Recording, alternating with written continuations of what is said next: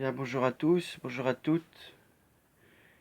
C'est pour vous faire une vidéo matinale parce que je pense justement à un sujet assez souvent depuis quelques heures.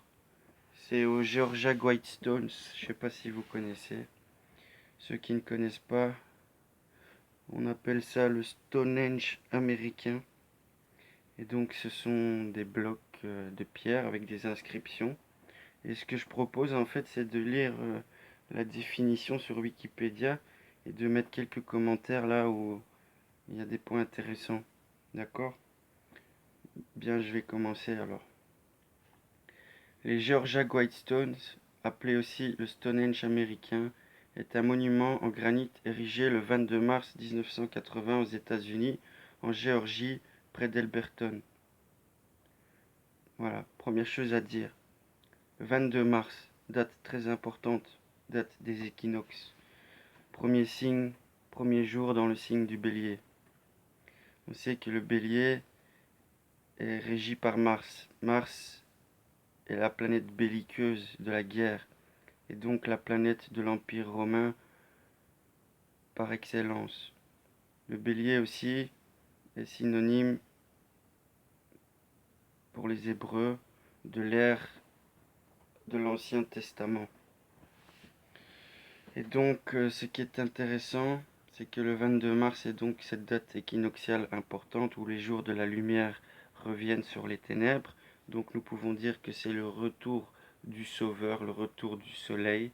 Et ce qui est intéressant aussi, c'est que le 22 mars a été une date fatidique ici en Belgique car ça a été le jour d'un attentat. Et c'est aussi justement une date très chère à une organisation qui s'appelle les Skulls and Bones. Car 322, 3, 22 ou 22 du 3, c'est synonyme du 22 mars. Ce qui est intéressant,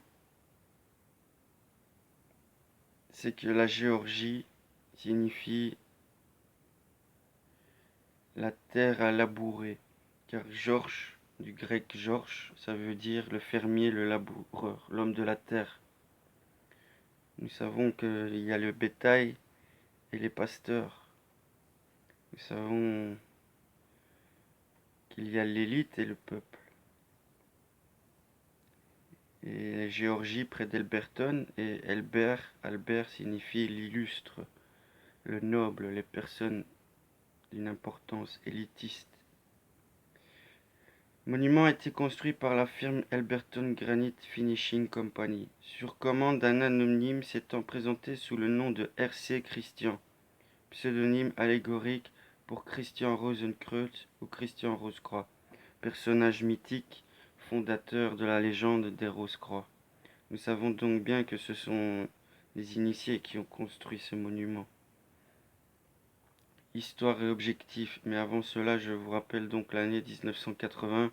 Si nous comptons 1 plus 9 plus 8, nous arrivons à 18, qui est la carte lunaire. L'arcane des illusions, l'arcane des voiles. Et 18 est aussi 3 fois 6. 6 plus 6 plus 6 plus 6. Et 18 font 9, qui est l'achèvement d'un cycle, le commencement d'un nouveau cycle. Histoire et objectif. L'histoire de ce monument débute en 1979, lorsque celui qui se fait appeler Robert C. Christian se rend à Alberton, au siège d'une entreprise de taille du granit Alberton Granite Finishing. Le granit est aussi la même pierre que à la Kaaba. C'est donc une pierre saturnienne. Il veut faire construire un monument de dimension inhabituelle et il est persuadé que les carrières de la région délivrent le plus beau granit du monde. Alberton est appelée la capitale mondiale du granit. Il demande à ce que ce soit extrait des carrières des blocs de granit d'une dimension jamais atteinte dans le comté et qu'elle forme une structure comportant des inscriptions écrites dans 8 langues: anglais, espagnol, russe, chinois, arabe, hébreu, hindi et swahili. 8 c'est le nombre des dimensions spatiales, les 4 points cardinaux des 4 signes cardinaux et et la croix des signes fixes, donc des 4 saisons.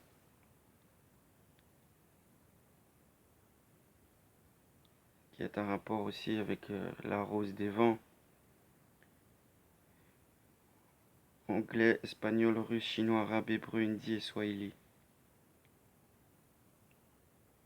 L'ensemble doit pouvoir résister aux plus grandes catastrophes et servir de guide à l'humanité qui serait décimée par ces catastrophes pour reconstruire une civilisation meilleure que celle qu'il juge sur le point de s'autodétruire.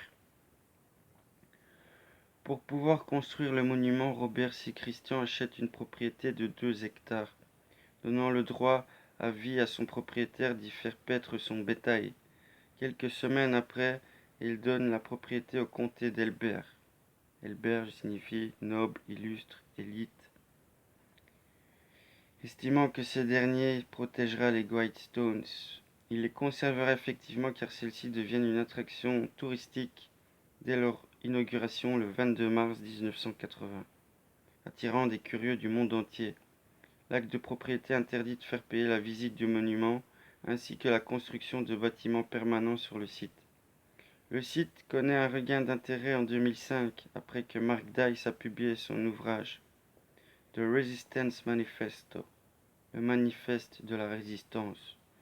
Depuis cette date, l'auteur demande que les Whitestones soient brisés en des millions de morceaux, estimant que ces pierres ont une origine satanique profonde. Les pierres ont fait l'objet de nombreuses théories, notamment par Jay Weidner, animateur radio à Seattle, ayant beaucoup travaillé sur le sujet, et produit l'une des théories les plus populaires sur les commanditaires du monument, qui pourraient être selon lui les Rosicruciens, membres d'un ordre mystique apparu en Allemagne au XVe siècle, qui auraient prétendu posséder des connaissances ésotériques échappant au commun des mortels. Le monument a été construit dans la région américaine dite du Bible Belt, dans laquelle vivent de nombreux fondamentalistes chrétiens. Il suscite des réactions très diverses. Ses admirateurs, dont Yoko Ono, y voient un appel au rationalisme, tandis que ses détracteurs pensent qu'il s'agit des commandements de l'Antéchrist. Le monument fait donc l'objet de nombreuses théories du complot. Selon une théorie, la construction du bâtiment aurait été ordonnée par la société Elberton Granite Finishing elle-même, afin de faire de la publicité pour la principale activité de la ville. En 2008, le monument est vandalisé par des graffitis. En 2009, une encoche est pratiquée dans le coin supérieur droit d'une des faces. Le 25 septembre 2014, une nouvelle pierre est insérée à cet endroit. 25 septembre, date intéressante car c'est la date opposée sur les équinoxes à sa date de construction qui est donc le 22 mars. Le mois du bélier fait opposition au mois de la balance. Et là, nous sommes dans le premier jour de la balance, donc dans le signe du jugement. Une nouvelle pierre est insérée à cet endroit portant les inscriptions MM. Nous savons très bien que le M est synonyme de matière, de mort et cher à la franc-maçonnerie. MM 16, 20, 14, 8, Jam. 16, la tour foudroyée, 20, le jugement, 14, la tempérance et 8, la justice karmique. Jam. Elle est retirée quelques jours après son installation par les services d'entretien du monument. Description. L'œuvre fait référence à Stonehenge. Toutes les informations et descriptions ayant été fournies par les commanditaires dans une documentation. 6 blocs de granit de 5,87 mètres de haut pour un poids total de 237 746 livres. 6 blocs.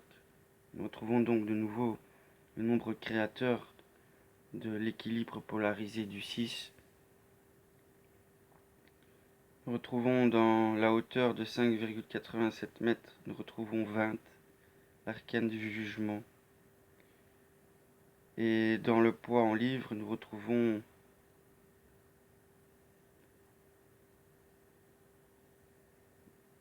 le nombre 29. 29 qui est en rapport avec la Lune et Saturne. Et le poids en tonnes est donc de 108 tonnes. 108 est 3 fois 36. 108 est un nombre important dans la tradition primordiale numérosophique hindouiste et védique. Il y a les 108 perles du bracelet, synonyme des 108 incarnations dans le cycle du samsara. Regardez la profondeur symbolique du nombre 108. Donc les 6 blocs de granit affichent un message en plusieurs langues. La plaque du haut comporte des inscriptions en 4 langues sur ses côtés, 4 langues anciennes, babylonien, grec ancien, sanskrit et hiéroglyphe égyptien. Très intéressant donc les 4 langues des traditions primordiales étymologiques et qui nous rapportent donc de nouveau à la croix et aux 4 directions spatiales cardinales. Donc cela définit l'objectif de la structure. Écrit que ces pierres nous guident vers un âge de la raison. Un trou dans la pierre horizontale du haut donne la date à midi. Un trou montre l'étoile polaire dans la colonne centrale. Intéressant. La plaque sur le sol donne les explications avec les références astronomiques et promet une capsule temporelle enterrée à ouvrir sans la date précisée. Aux équinoxes et au solstice, on peut voir le soleil se lever dans la fente de la colonne centrale. Comme tout monument, il y a donc une réflexion ésotérique et hermétique sur le cycle annuel du soleil, dans son symbolisme de son changement d'air, passant donc du Poisson au Verseau. Et donc, les 10 commandements sur les pierres. Maintenez l'humanité en dessous de 500 millions d'individus en perpétuel équilibre avec la nature. Nous y retrouvons donc là-dedans des concordances avec certains films prédictifs de Hollywood, tels que Inferno par exemple, où il est dit la même phrase, quasiment la même phrase est dite dans le film Inferno avec Tom Hanks. Donc, deuxième commandement, guider la reproduction intelligemment en améliorant la forme physique et la diversité, donc en modifiant par la technologie l'homme, par le clonage, par toutes sortes de pratiques eugéniques lucifériennes. Car la raison est l'intellect luciférien, intellect froid. Troisième commandement, unissez l'humanité avec une nouvelle langue mondiale, telle qu'il était avant Babel. Mais là, ce serait une langue de domination et non une langue d'expansion spirituelle, un peu comme la tentative de l'espéranto. Il serait bien que l'humanité parle qu'une seule langue, mais sa spiritualité est malheureusement pas assez développée pour cela. Traiter de la passion, de la foi, de la tradition et toutes les autres choses avec modération. Il est vrai que la passion, les désirs, il faut les modérer, mais la foi et l'espoir, a-t-il besoin d'être modéré? Je ne pense pas. C'est une répréhension à la libre pensée, je pense, à l'enseignement véritable, pour qu'il disparaisse. Protéger les personnes et les nations avec des lois et des tribunaux équitables. Cela est une hypocrisie, car la justice a un prix et protège les puissants en finance. Laisser toutes les nations régler leurs problèmes externes et internes devant un tribunal mondial, donc devant un nouvel ordre mondial technocratique et eugénique. Éviter les lois et les fonctionnaires inutiles, donc éviter donc le surplus, user des machines et laisser tomber les brebis dont nous n'avons point besoin. Équilibrer les droits personnels et les devoirs sociaux, c'est-à-dire compenser l'esclavage par une rétribution, un pour donner pour recevoir en retour. Faites primer la vérité, la beauté et l'amour en recherchant l'harmonie avec l'infini. Cette phrase est tellement belle puisqu'elle fait partie de la philosophie initiatique hermétique et christique. Mais malheureusement, sur cette pierre, elle n'a que l'apparence d'une hypocrisie. Les derniers commandements: ne soyez pas un cancer sur la terre, laissez une place à la nature. Cela est vrai si nous observons les théories climatiques. Mais ce n'est pas l'homme du peuple qui est un cancer, c'est ceux qui en usent de lui qui sont le cancer, par leurs excessives productions et gaspillages. Critique et théorie, bientôt fini les amis.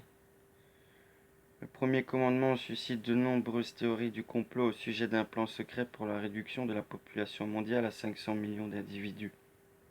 Le deuxième commandement, nous parlant de guider la reproduction, semble parler de pratiques eugénistes, comme je l'ai dit. Selon le magazine américain Wired, le troisième commandement peut déplaire aux chrétiens car d'après le dernier chapitre de la Bible, l'Apocalypse, l'Antéchrist établira une langue commune à toute l'humanité dans le cadre d'un gouvernement mondial. Le quatrième commandement peut lui aussi leur déplaire car il ne donne pas la priorité à la foi. Le sixième est le principe de non-ingérence. Le dixième et dernier commandement est un peu une redite du premier sous une autre forme. Intéressant, l'œuvre fait aussi référence au monolithe noir dans le film 2001, l'Odyssée de l'espace, en 1968, d'après l'œuvre d'Arthur C. Clarke. C'est donc un film très initiatique dans la conspiration mondiale. Un documentaire controversé d'Alex Jones en 2007, Endgame, Elite's Blueprint for Global Enslavement, a eu pour conséquence les dégradations de 2008 sous la forme d'inscriptions dirigées contre Barack Obama, le satanisme ou le nouvel ordre mondial. Et dernièrement, un ouvrage est paru sur le sujet dont l'auteur prétend être le fameux R.C. Christian, en donnant des détails sur les coups. Il est dédié à Thomas Paine, auteur de l'ouvrage Le siècle de la raison. Donc voilà les amis, c'était pour vous parler donc de ces fameuses pierres parce que j'y ai pensé ce matin. Et donc nous y retrouvons beaucoup d'allusions symboliques, comme vous deviez vous l'imaginer déjà avant que je vous en parle. Je vous ai rien appris vraiment, à part juste regarder le symbolisme numérologique et astrologique qui se cache derrière. Et voilà, vous y comprenez qu'il y a un rapport numérique avec le 108, avec le 18 de la Lune et du 3x6, avec le granit de Saturne et son poids en livres qui ramène à nombre de sa révolution. Nous savons aussi que l'âge du Verseau est l'âge de Saturne, car il va passer en Verseau bientôt. Et nous savons très bien que tout ce qui se passe actuellement dans l'actualité est selon des conjonctions planétaires d'un nombre de planètes importantes dans le signe du Capricorne, qui est lui aussi sous l'égide et l'influence de son maître Saturne. Voilà. Donc tout cela est à méditer. Et voilà, en entendant garder l'espoir, la paix, l'amour, la sagesse et l'envie de chercher la vérité, les amis. À bientôt.